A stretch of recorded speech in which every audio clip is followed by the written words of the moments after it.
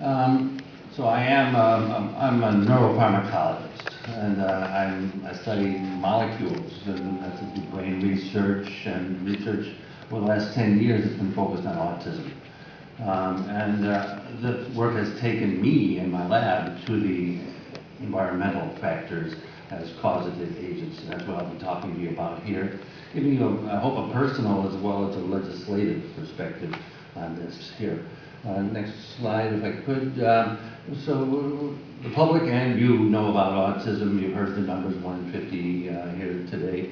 There are certain characteristic behaviors that define autism, but the rates going up is really our major concern, and the rates continue to go up. And those rates can only be explained by environmental risk factors. They can't be explained by changes or mutations in genetics occurring over the last 20 years.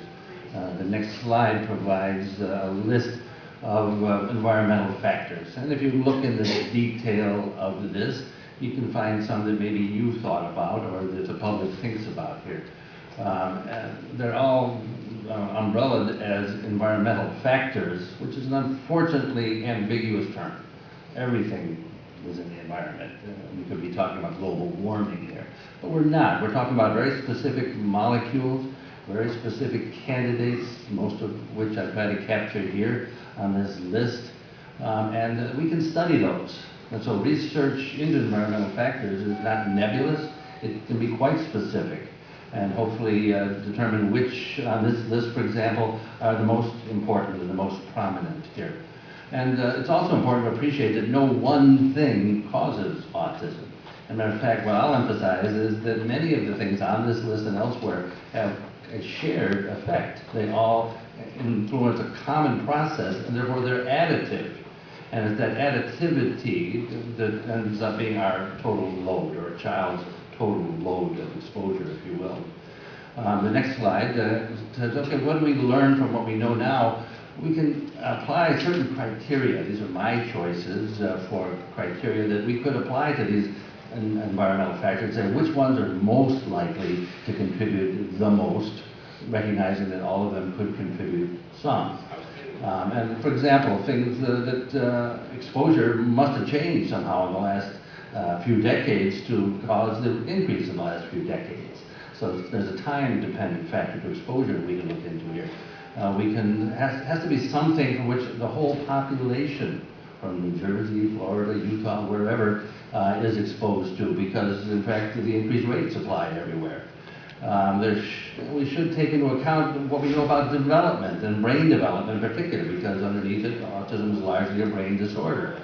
So whatever we focus on should be something that has a role to play in what we know about the brain development. So scientifically, we can link that. And we should recognize that autism is, what, 4 to 1 males. So it's much more likely that a male child versus a female will be affected, and ADHD shows that same 4 to 1. So we can suspect that probably whatever's causing ADHD increases is probably similar to what's causing increases in autism. So we've learned certain criteria, things here that we can sort through these factors with. And finally, we should say that not every kid exposed to the same thing will have autism or a particular outcome. That is to say, there's differences in genetic vulnerability. And that's where the genetics comes in. Not causative, but discriminating between who is more sensitive to environmental factors and who's less sensitive to them. So we can appreciate how to understand that. And as mentioned before, the exposures that we're concerned about aren't just necessarily postnatal exposures. They aren't even during conception. And the recent papers show that grandfathers, fathers, mothers, grandmothers can also be sources of exposure that translate into autism. Next slide. So what does this all boil down to? What does it mean? Well, it means that environmental factors really should be our focus, and much more so, quite frankly, than genetic factors are. The next slide was why hasn't the research funding, why hasn't the focus been on environmental factors? Well, I have to say, even when I started to study this, if we went to the literature, you could find genetic causes. You can find rare cases of autism, 1 in 10,000, and they had genetic causes. That's what we knew about them. So why not think that autism, as it rises, is a genetic cause? Okay, that's reasonable. But now, 20 years later, it's not reasonable. We've been there, done that, and we know it's environmental in its primary causation, not genetic. I call this the new autism, if you want to think of it that way. The next slide, please. I mentioned before that the neurodevelopmental toxins, all these environmental factors, they have a common mechanism. And if I could, the common mechanism is that all these agents interfere with what's called your antioxidants in the body, and they cause oxidative stress.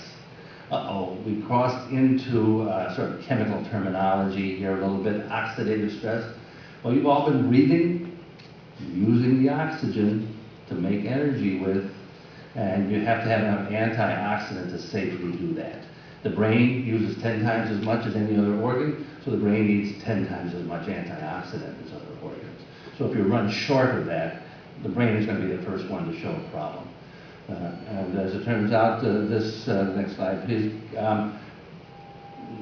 Next slide is going to come up. And that there have been a lot of studies, not just a couple, but a lot of studies showing that autistic kids have oxidative stress, that they don't have enough antioxidant.